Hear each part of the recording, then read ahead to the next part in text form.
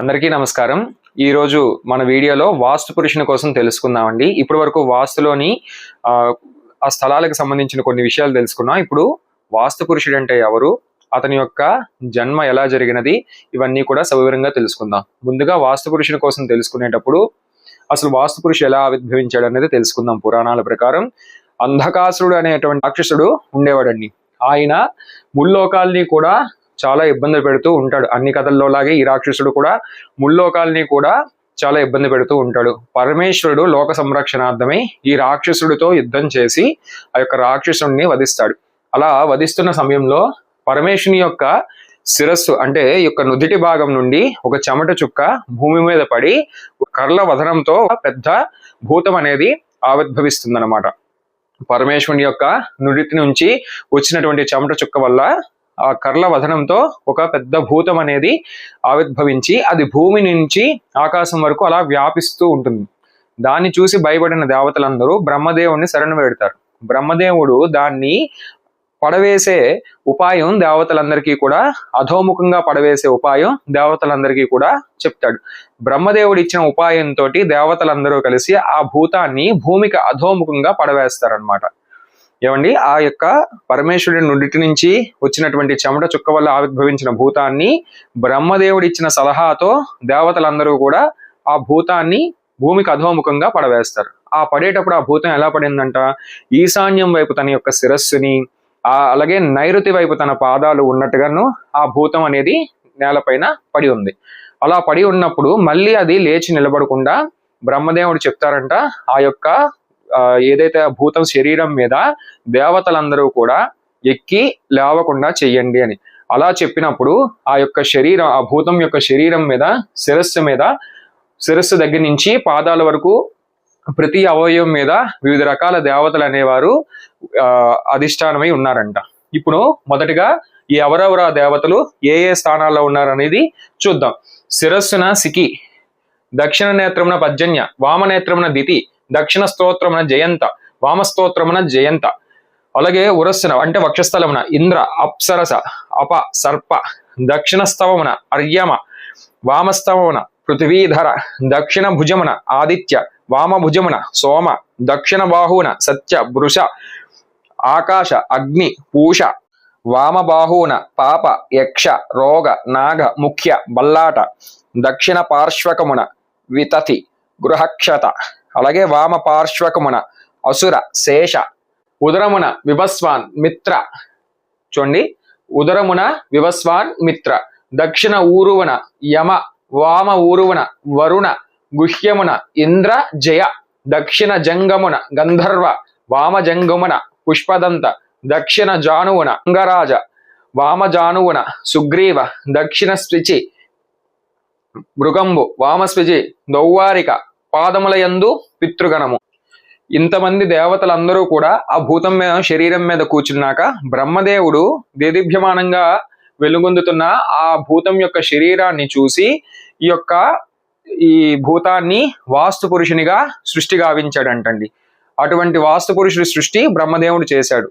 అయితే ఇదంతా ఎప్పుడు జరిగింది అంటే భాద్రపద శుద్ధ తదియ, మంగళవారం, వ్యతిపాత యోగం, భద్రణాకరణం, గులికతో కూడినటువంటి సమయంలో వాస్తు పురుషుడు జన్మించాడు.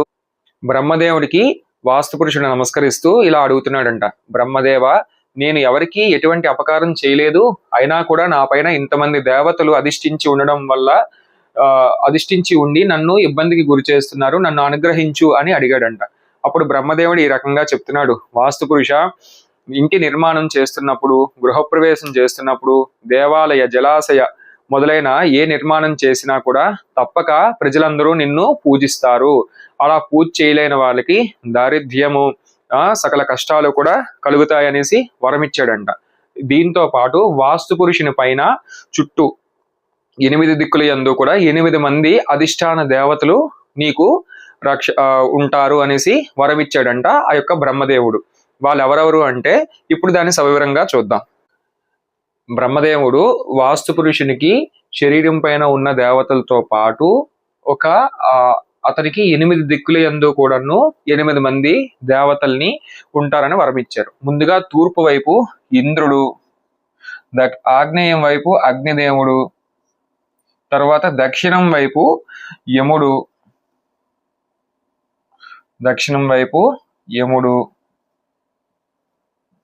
నైరుతి వైపు నిరుతి, పడమర వైపు వరుణుడు, వాయువ్యం వైపు వాయుదేవుడు, ఉత్తరం వైపు కుబేరుడు, ఈశాన్యం వైపు ఈశ్వరుడు. ఇలా 8 దిక్కుల యందు కూడా 8 మంది దేవతలు అధిపతులై ఉంటారని, ఈ 8 దిక్కుల యందు ఈ దేవతల్ని సంతృప్తి చెందే విధంగా ఎవరైతే గృహ నిర్మాణం చేసుకుంటారో, ఆ గృహంలో నివాసం ఉంటున్నప్పుడు వాళ్ళు సంతృప్తి చెందేటటువంటి పనులు ఎవరైతే చేస్తారో వాళ్ళకి వాస్తు పురుషుని అనుగ్రహం వల్ల ఆ గృహంలో సకల శుభాలు కలుగుతూ మనశ్శాంతిగా, ఆరోగ్యంగా ఆ యొక్క నిర్మాణంలో ఉంటారని తెలియజేయడం అయింది. అయితే ఇక్కడ మీకు వాస్తు అందరికీ కూడా సింపుల్ గా ఒక 2 ముక్కల్లో అయ్యేలాగా చెప్తాను. ఈశాన్యంలో పూజ గది, అలాగే ఆగ్నేయంలో వంట, నైరుతిలో శయ్య, వాయువ్యంలోని బాత్రూములు మొదలైనవి, అలాగే ఉత్తరం వైపు కుబేర స్థానం, దక్షిణం వైపు యమస్థానం కాబట్టి పడుకునేటప్పుడు శిరస్సు దక్షిణం వైపు, లేచేటప్పుడు ఉత్తర దిక్కును చూస్తూ లేవాలి. అలాగే పశుపక్షాదుల్ని పెంచేటువంటి శాలలు మొదలైనవన్నీ కూడా పడమరలో ఉండాలి. ఇవన్నీ కూడా ఇలా చెప్పారు. ఈ రకంగా జీవనం ఎవరైతే సాగిస్తారో వాళ్ళకి వాస్తు పురుషుని అనుగ్రహం తప్పక లభిస్తుందని బ్రహ్మదేవుడు తెలియజేశాడు. ఇది వాస్తు పురుషుని యొక్క కథ.